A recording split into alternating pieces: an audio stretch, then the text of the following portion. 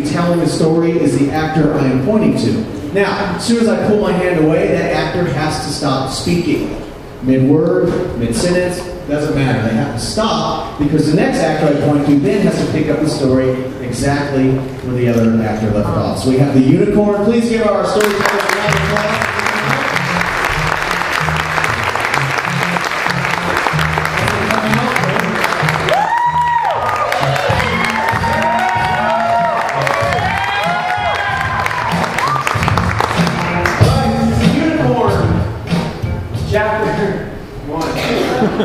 Jesse had to find himself a unicorn. It was very important. He needed to use those tears of the unicorn in order to find his true love.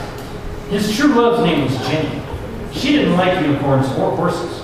This made it that much more difficult for Jesse to find the unicorn. He started out in a field, a mountain, a meadow, but could not find it.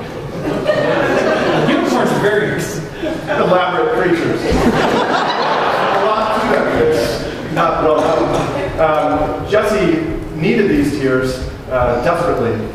He wanted to win Jennifer's heart. The unicorn is the most beautiful creature on Earth. But was it really on Earth? He could not find it. He searched far and wide for this unicorn, which he still hasn't found. He searched through every single book in the library, but still nobody knows anything about unicorns, except they are very pretty horses with a horn. Where was he going to find a very pretty horse with a horn, which is a unicorn? So we decided to build a mountain and look for this unicorn. Finally, he had found it. He had to trick it once so that it would start to talk here. And he captured those tears in a mate jar that he got from his mother. He captured unicorn tears to find his father. See, finding unicorn was their passion. The tears were not ripe yet. Jesse had to put the tears away for a while. 4 to 6 weeks, hopefully it'll be okay. So in the meantime, he was just talking to the lady to try to find more tears and something else to do while these 4 to 6 weeks pass. I talked to Jenny a few times. But Jenny sort of lost interest. 4 to 6 weeks is a really long time. Especially when all you can do is wait for tears to ripen. So eventually, those tears were ready. Took that jar out of the freezer, because that's where they have to be kept. We opened it, rainbows came pouring out. The stench was horrible.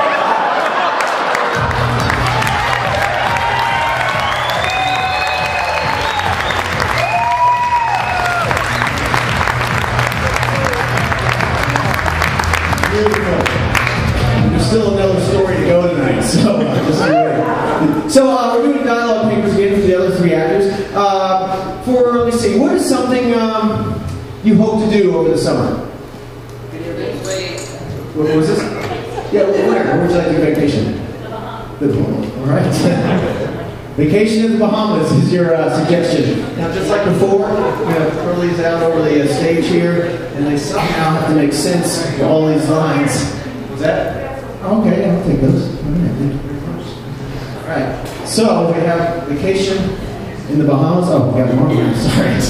Anybody else? All right, good. So, dialogue papers, begin.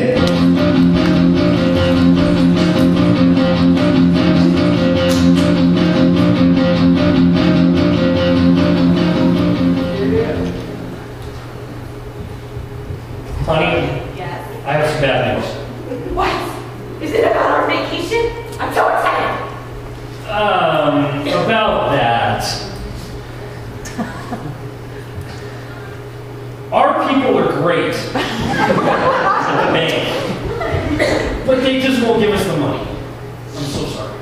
But I want to go to the Bahamas. You always promised me second honeymoon.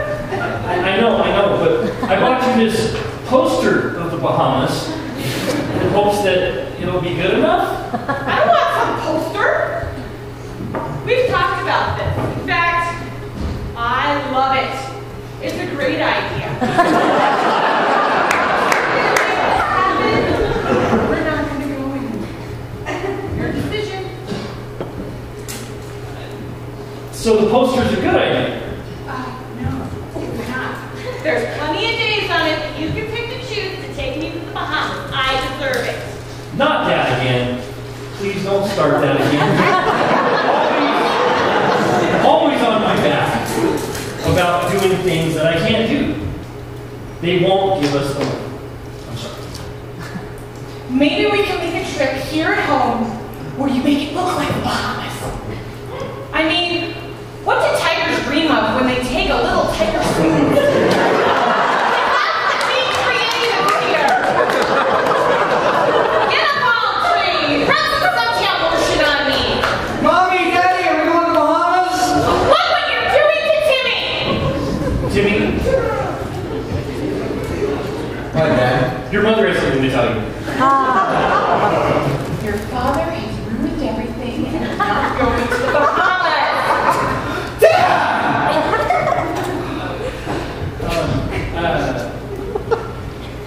Say what? Timmy, I love you, but I can't make it happen. Please stop doing that. You're making your father upset. Sorry, I don't mean to make Dad upset. For a guy named Tanner, you sure aren't very tan. He needs to go to the Bahamas.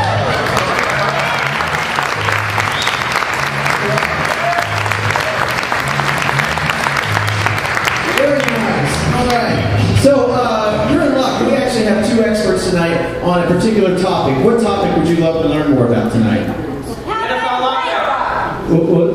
The NFL lockout. The NFL lockout. Kangaroos. Kangaroos will take. Well, we'll go back to NFL in a second. All right, so we have two experts tonight on kangaroos, so please give it up for Dr. Stevenson and Dr. Smith as they come back on stage.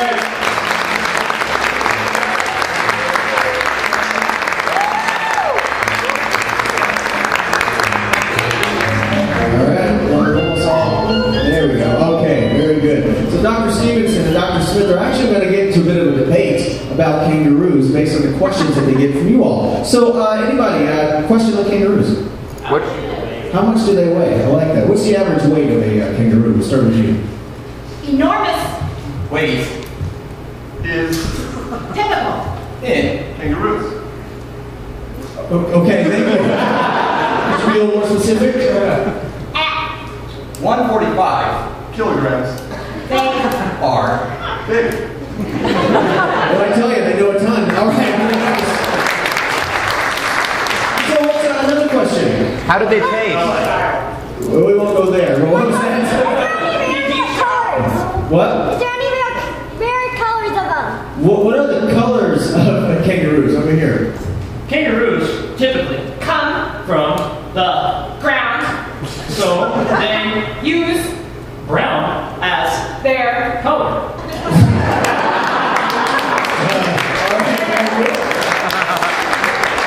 What do we got? Another question.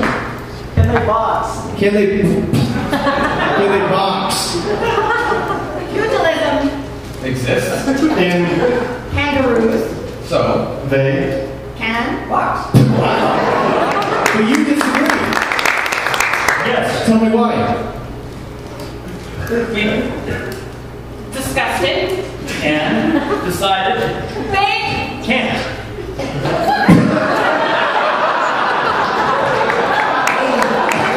That's a good argument. Very nice. All right, it's heated in here. Okay, what's another question? What's the best way to cook them? What was that? What's the pouch for? kangaroos, Carry. anything they Can. in their Pouch. Could you elaborate more over here about the things that they carry in their pouch? Money. and objects. I guess we don't need any more. Money not fixed. All right, what we got? Anybody? They use them with Jack in the Box. What? Did they use them with Jack in the Box? Can they use them with Jack in the Box? Jack in the Box. Is not Appropriate. for this. Use.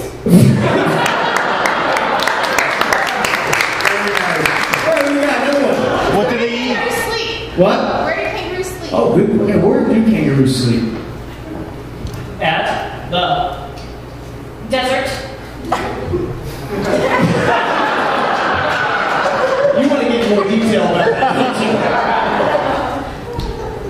Deserts. Have. Sand. Can. Cause. Kangaroos. Sleep. Much. They. Jump. Over. To. The. Tropical. Jungle. There it is. All right.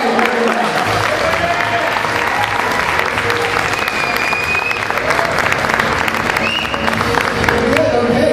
I need another noun for our next story. What is that? Diver. Divers. All right, the diver. Okay. So just like before, I give us a couple seconds to set. I'm going to be directing the story, and then hopefully they put together a doozy for us about the diver. All right. So come on out. Give them one more round of applause.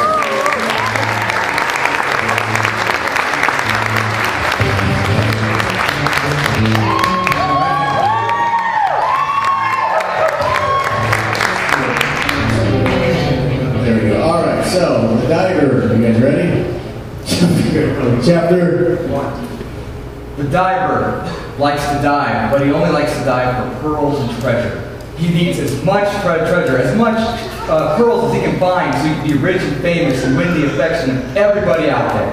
In order to do this, he goes diving constantly and will not rest until he finds all the world's treasure. But it's not just the affection of everyone out there that he's looking for.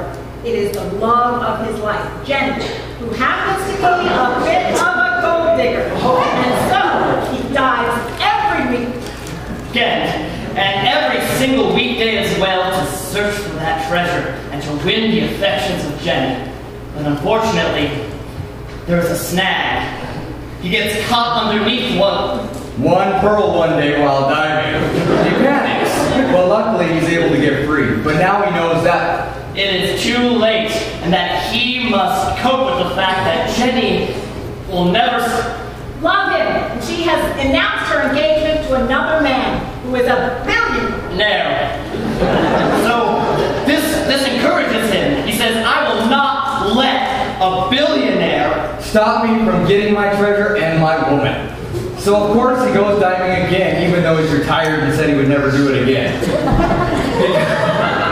He comes back out and goes after a shark, which he had heard had swallowed the world's largest pearl, which if he could catch the shark, he would be a trillionaire. Way more than a billion.